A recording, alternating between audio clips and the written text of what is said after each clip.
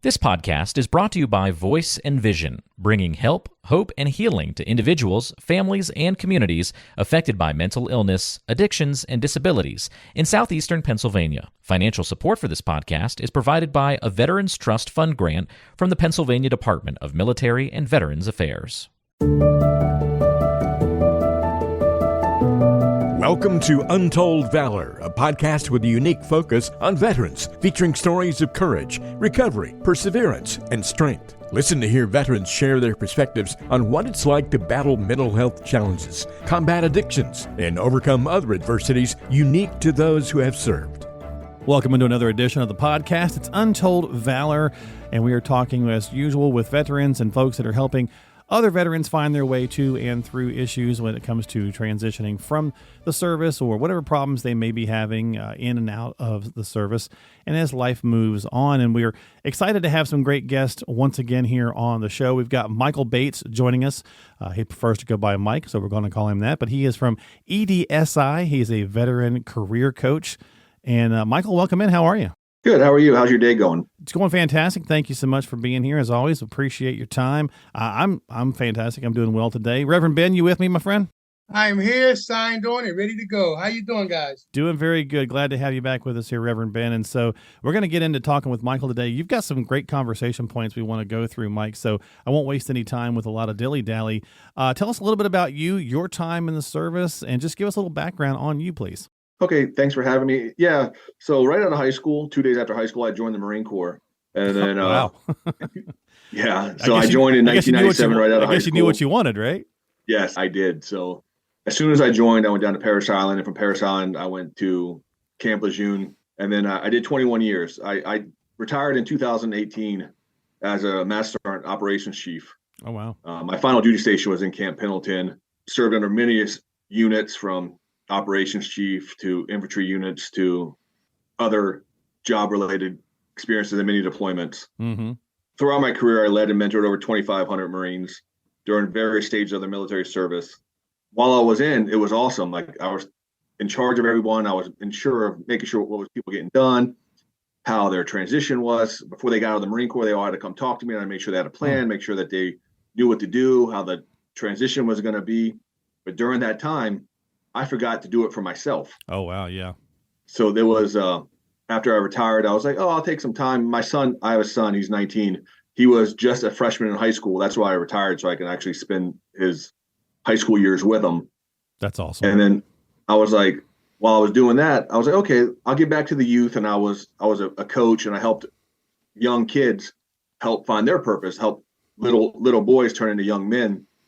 And then I was like, okay, let me go to college. So I tried out the college thing. Try being a 40-year-old freshman. It's kind of hard. Yeah. It's not quite as silly or cutesy as they do it in the movies when they do those kinds of things, right? Yeah, it exactly wasn't like that one. Like when I'm giving a class and they're like, oh, tell us about your first car. I'm like, oh, it was in 1992. And my professor was like, oh, I wasn't even born yet. I was like, okay. Yeah, that's interesting. So you were struggling to, I guess, to figure out your own transition period after so much time in the service. Is that what got you into doing this, veteran career coaching? Yeah, so this is what happened. So it took me almost 2 years of learning on my own, like how to navigate the difficult and frustrating transition process. Mm-hmm. Like in my life, I lost that self-worth and the transformation. And then I ended up finding this veteran career program. Because when you're going through it, you don't realize like there's other people going through it. You think it's you by yourself. Right. So, and as veterans, we're proud people. We don't ask for help, but we think like keeping it all bottled in is showing courage and strength. Not knowing actually asking for help shows more courage than holding it in. Very good point. So while I was in college, I ended up seeing this veteran transition program. I said, oh, let me check this out. And I finally learned the difficult transition and the feeling of rejection had nothing to do with me. It hadn't to do with my personality or my time in the service or what I gave back to the country. It came down to not knowing how to market myself, not knowing how to turn my skills that I did for 21 years. I mean, it doesn't matter if you did 2 years or 30 years, your regime, like you know what you're doing, you know your job, you know the ins and outs of it, mm-hmm. You know how to navigate through all that stuff. But when you're doing a resume, you think you're putting not enough information, come to find out you're putting too much information. Wow. Okay. After completing the veteran career course, I found out I wasn't alone. when I got other veterans with me and we're all talking about it, from they could have been 22 years old to me at that time, 42 years old, it was, oh, wow, like there is commonality. Like now we understand, like it's not one-sided. It's just the way we didn't understand or know how to do the transition part. Yeah. And so is that kind of what led you to where you're at now? So the EDSI as a veteran career coach, what does that stand for, by the way? So EDSI stands for Educational Data Assist Incorporated. It was like a godsend. So when I retired from the Marine Corps, like I said, I was in California. When my son graduated high school, my family lives in New Jersey and like upper Pennsylvania and Florida. So as soon as he graduated, I decided to come out to New Jersey. So I live in New Jersey right now. Mm-hmm. And I happened to be going through and I saw this post that says veteran career coach. I was like, holy cow, that is awesome. And reading what the job was as a veteran career coach, it was to help the transition of service members, help them do resumes, help them do interview skills, help them find jobs. It was like a calling from God. I was like, this is something I have to do. And the company is just amazing. Like the support and the caring and the care and the effort and the education and just the fact that they get it and they want to help is just amazing. Like they just want to help just like anybody else does. And that's what we want to do as veterans, is to stop the perpetual cycle of not having a job. If you don't have a job, you get depressed. If you get depressed, you go drinking. If you go drinking, you lose your money. If you spend your money, you end up homeless. Like it just, right. It's a cycle. It's all revolving cycle that you don't know you're in it because you're not seeing it from the outside world. And you just think the world's against you. Well, I know you had some key points you wanted to talk about on the podcast this go around, so thank you for giving us some of that backstory there. And Reverend Ben, this first key point that Mike wanted to talk about was lack of purpose, and I think that you could probably relate to that as well, right? You kind of felt the same way when you were first coming out of the service as well, and I think many service folks do. It's like, okay, now what, right? Absolutely, because what I discovered was that when in the military, I was a corpsman. I was a Marine corpsman attached to Marine Corps unit in Fox 22. And being a corpsman in the Navy with the Marines, they call you Doc, and you get much respect for your abilities and your what you're there to do. Right.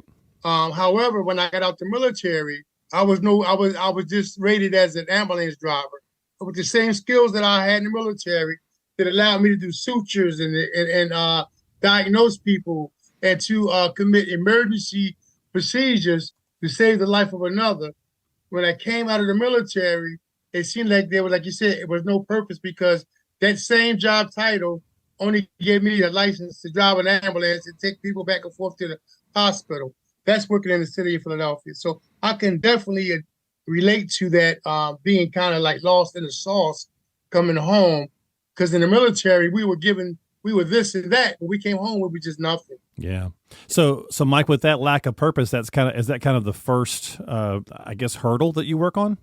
That was, and Reverend, I feel you because you were 2-2. I was 2nd Battalion, 8th Marines. I know the ground you were walking around out there, but yes, absolutely.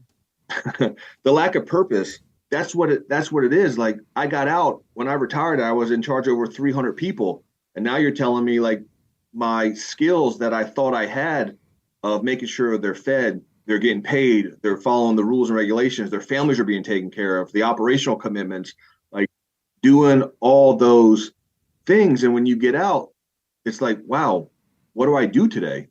So you don't know who or what you are anymore. So that's why I talked about with this company, like their motto is show up, smile, and support. Like that's what we need. We need, as veterans, someone to show up, someone to smile at you, and then someone to support you. And once you know someone's supporting you, you get your purpose and your pride back. Yeah, makes a lot of sense. As a service member, you're very prideful. Like I said, 2 years or 30 years, you have that title with you for the rest of your life. You're very prideful of what you earned. Yeah. Absolutely. Yeah, for sure. So what's the second point here with navigating? You were talking a little bit with me about that. What's that all about? So like the chaplain could say too, so navigating, how do you equate everything you did in your service time to the civilian world? Like how do you navigate that system? And the good thing with EDSI is you come to me and you tell me what you did in your service, and I can take what your MOS was and turn it into civilian-based skill sets. Okay. So like the chaplain was saying, he was a corpsman. He's not only a corpsman, he's also a caretaker. He's a mental health specialist. He's a buddy that talked to you when you come in at 2:00 in the morning from a run or from a field op. That's going to take care of your well-being, your mental state.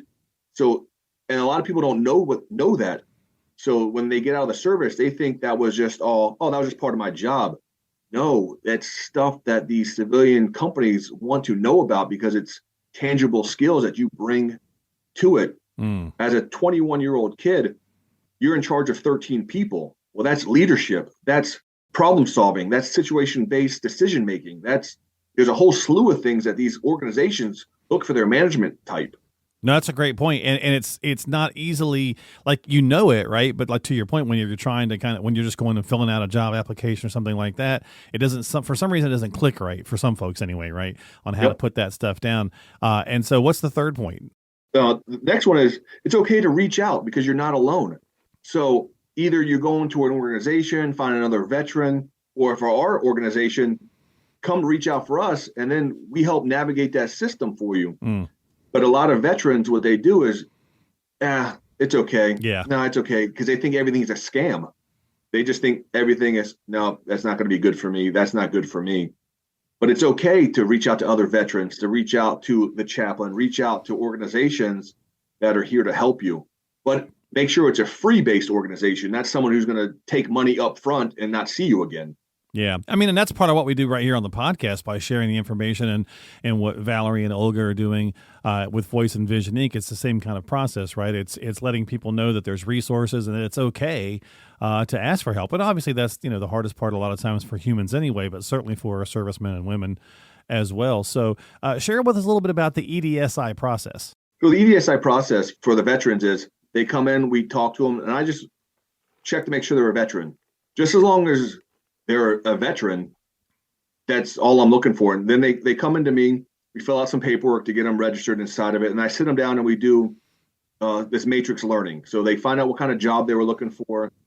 And it's a quick assessment test to see what their qualifications are, what their qualifications are. And we sit down face to face and talk about what you did in your service. And I'm making notes and making sure they got their skill-based resume. Then with that, what are you looking for? What's your short-term goals? What's your long-term goals? Or are you just looking for quick employment right now? And if you are looking for quick employment, what is your pay scale? But be realistic with your pay scale so we can go from there. And then while you're in it, let's look for something different. As well as with that, once a week, I'm checking in on them, seeing how they're doing, how the job is. If they don't like the job, all right, stay in it. Let's find you another job to meet your needs. Do you need housing? Do you need clothing? Do you need wardrobes? Do you need interviewing skills? We sit down and we teach them interviewing skills, how to properly interview, how to properly dress, how to actually conduct an interview, give them some mock interviews, give them some classes on their different types of resumes, how to do the online resume so it gets flagged, so it doesn't just go through the process and get skipped because the font was off or the placement was off. Yeah, that's fantastic. I mean, that's a lot of great, information, education, hands-on work. Reverend Ben, it's certainly something that sounds like it would have been beneficial for many service folks, like yourself at once upon a time.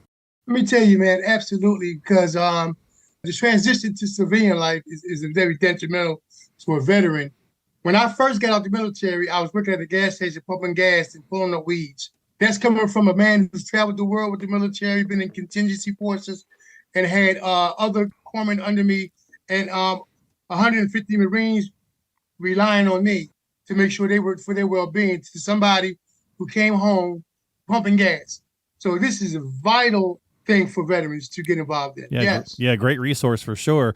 So, Michael, what else were we? I know you wanted to make some good points here, which you've done a fantastic job today on the podcast. What was that fifth point you really wanted to talk about? And that goes perfect with the Reverend was talking about, Doc. It was perfect because, like you said, you had 150 Marines looking after you. Mm-hmm. And yeah, granted, you may have came back home and pumped gas, but don't devalue your accomplishments. Oh, great point. You may be just pumping gas, but like in your mind, that just gets you to point A to point B right now until you find your next career step. So any service member getting a job is hard. So once you get one, don't devalue it and don't deevaluate what you did in your service because if you think about it, you're the 1% of America who's actually served. So out of 7 billion people, you're the 1%. So no matter if you did 2 years or 30 years, you're an asset to the company. I always say, are you an asset or a liability? Any service member, no matter what, is an asset. Any company would want them just because structured, you're time management, you know how to problem solve, you know how to talk, you know how to communicate. There's all these small tangible skills that you learn at a young age from boot camp through your service that you have to believe in it. And that's the thing I talk about without devaluing your accomplishments. Sometimes we lose our hope, we lose our purpose, we lose our pride, and we focus on the negative because we don't realize what we've actually done at such a young age. So like the chaplain was saying, it's crucial because you made so many other service members that you were in charge of or even in a platoon with lives better. So utilizing that skill set helps you in the long run of actually getting the job and realizing it may not be where you want to go, but it's not where you're going to end up. Like there's always another chapter. Like the hardest step in a 3,000 mile journey is the first step. Yeah, for so sure. Helping these organizations like ours to help you get your resume, get your skill set, to get you how to talk, because you get out of the service, you're just like, yes, sir, no, sir, yes, ma'am, no, ma'am. Like it's okay to be a little more well-rounded. Yeah. Even though you are well-rounded, you don't know how to articulate that because you're just used to always following the direction.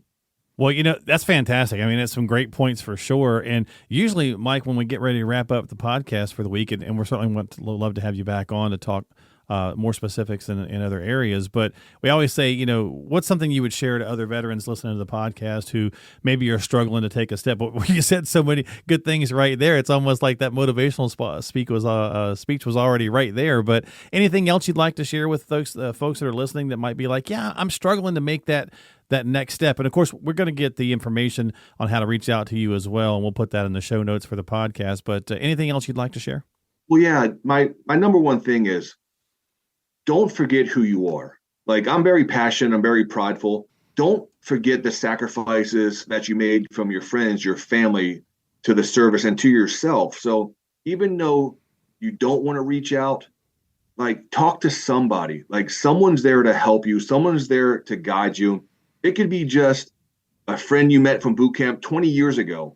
Like it's okay to ask for help. It shows your strength and your courage and your intestinal fortitude to be like, hey, I need a little bit of advice. I need some guidance because we don't know everything. Yeah. No matter how old you are or how young you are, education and learning is always moving forward, always going in the next direction. So my number one thing is just ask for help and look for somebody because we need to stop the suicideness, the homelessness, the crime. And it's all a cycle once you get out because you don't have that steady income or you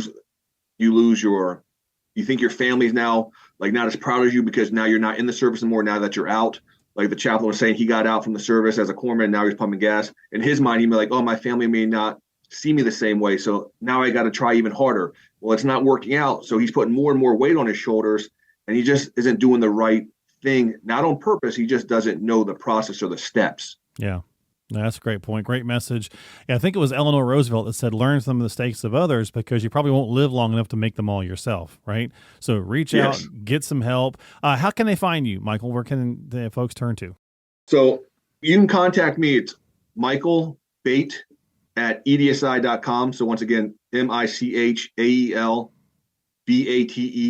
at edsi.com. That's the best way to get in contact with me. Shoot me an email. And I'll respond back to you. We'll sit down and talk. And I like to do face-to-face because I feel veterans are more susceptible to listen to other veterans when it's like face-to-face and over a phone call or an email. Sure. Yeah, it makes sense. And we'll have that information, again, pop up in the show notes as well so folks don't have to necessarily remember it. But wanted to make sure I got that out there. Well, Mike, thanks so much for being here. Thanks for joining us here on Untold Valor. Certainly appreciate you. Love to have you back. And Reverend Ben, thanks for your time as always, my friend.